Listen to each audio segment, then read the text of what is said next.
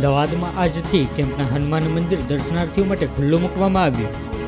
અમદાવાદમાં લોકડાઉન બાદ કેમ્પ હનુમાન મંદિરને દર્શનાર્થીઓ માટે બંધ કરી દેવામાં આવ્યું હતું.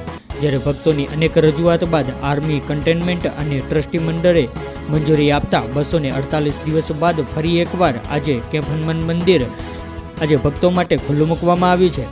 મંદિરમાં દર્શન માટે આવતા ભક્તોને સવારે 9 થી સાંજે 4 વાગ્યા સુધી દર્શન કરી શકાશે અને મંદિર ટ્રસ્ટ દ્વારા કોરોના મહામારીને ધ્યાનમાં રાખીને ભક્તોને મંદિરમાં માસ્ક પહેરીને પ્રવેશવા અપીલ કરવામાં આવી છે.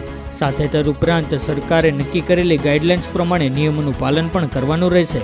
હાલમાં મંદિરમાં દર્શન માટે આવતા ભક્તોને તેમના આઈડી પ્રૂફ ચેક કરીને ટોકન આપીને આર્મી ગેટથી મંદિરમાં પ્રવેશ આપવામાં આવી રહ્યો છે.